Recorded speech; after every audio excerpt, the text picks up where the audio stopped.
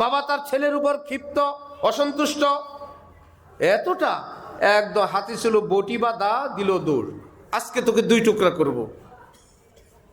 হয় কোনো বোকা বাপ এখন দৌড়ায়, ছেলের সঙ্গে তো পারে না, ছেলে তো চম্পট।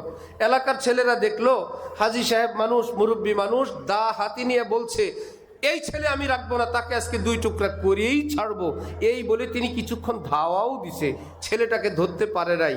মহল্লার ছেলেরা সবাই ঘেরাও দিয়ে ধরে ওই ছেলেকে 2 টুকরা করে বাবার কাছে এসে সংবাদ দিছে, আপনি চেষ্টা করছিলেন, আমরা কামিয়াব। বাবা কি পুরস্কার দেবেন? কেন ভাই, আপনি কি মিথ্যা কথা বলছেন?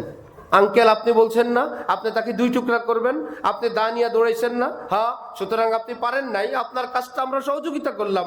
বাবা বলবে আমি বলছিলাম, আমারটা আমি বুঝি, আমি কি কাছে পাইলে কোপ দিতাম?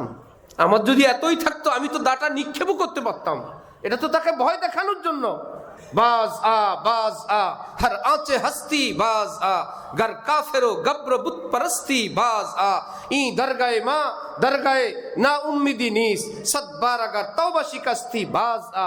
কোরআনে পাকে হাদিসে পাকে শক্ত শক্ত অনেক কথা আছে। এটা করলে এটা হবে, জাহান্নামে দিব, একদম এটা কাফের, এটা মুশরিক। রব্বুল আলামিন বলেন তোদের সৃষ্টির আগে আমার রহমত আমার গুসা এই 2টার প্রতিযোগিতা হইলে আমার রাগ গুসাকে পিছনে রেখে আমার রহমত আগে চলে গেছে।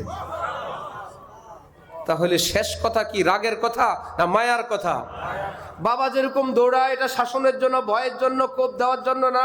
রব্বুল আলামিন বলেন আমিও রাগ গুসায় কত কথা বলছি, আদমকে বলছি আসা আদম রব্বাহু ফাগাওয়া, আদম আমার কথা শুনলো না, এসা তেসা করলো। এগুলো হলো তরবিয়তের সিস্টেম। শেষের দিকে এসে আল্লাহ বলেন ফানাসিয়া আদম ওয়ালাম নাজিদ লাহু আজমা, আমার আদম ভুলে গেছিল। আমার আদম একদম ইচ্ছা করে নাই, আমার আদমের কবিরাও হয় নাই, সগীরাও হয় নাই। আল্লাহ আপনি এগুলো যে বললেন বনি আদমকে শেখানোর জন্য বলছি।